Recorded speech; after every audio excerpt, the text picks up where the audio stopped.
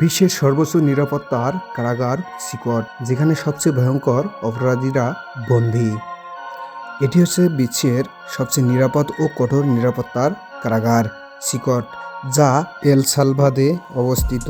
এটি শুধু একটি কারাগার নয়, বরঞ্চ এক ধরনের দুর্গ, যেখানে রাখা হয়েছে সবচেয়ে ভয়ঙ্কর অপরাধীদেরকে। এরা এমনই এক একজন এক এক রকমের অপরাধ করে এসেছে যে তারা এক একজনেই 20 থেকে 30 জন মানুষকে খুন করেছে। এরা হলো সবথেকে গ্যাং।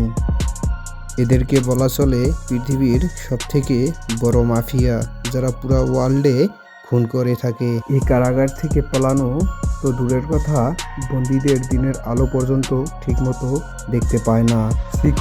সিকটের পুরো নাম হচ্ছে টেরোরিজম কনফাইনমেন্ট ক্যাম্প। 2023 সালে চালু হওয়া এই কারাগারটিতে একসঙ্গে 40,000 বন্দী রাখতে পারে। এটি তৈরি করা হয়েছে সালভাদোরের কুখ্যাত গ্যাং MS-13 এবং বারিও 18 এর সদস্যদের জন্য।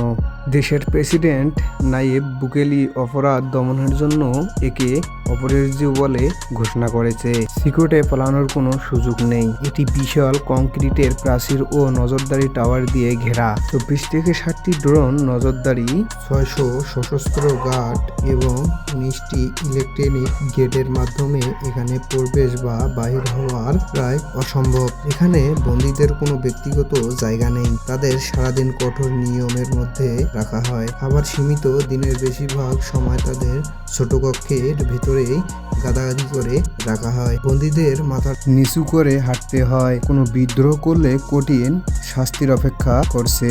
যদিও সিকটকে অপরাধ দমনের জন্য একটি কার্যকর ব্যবস্থা হিসাবে দেখা হচ্ছে, তবে মানবাধিকার সংস্থাগুলো এটিকে অমানবিক বলে সমালোচনা করছে। বন্দীদের প্রতি নিষ্ঠুর আচরণ, খাবারের ঘাটতি ও মানসিক নির্যাতন অভিযোগ উঠেছে। তবে এল সালভাদোরের জনগণের মতে এটি তাদের নিরাপত্তার জন্য অপরিহার্য।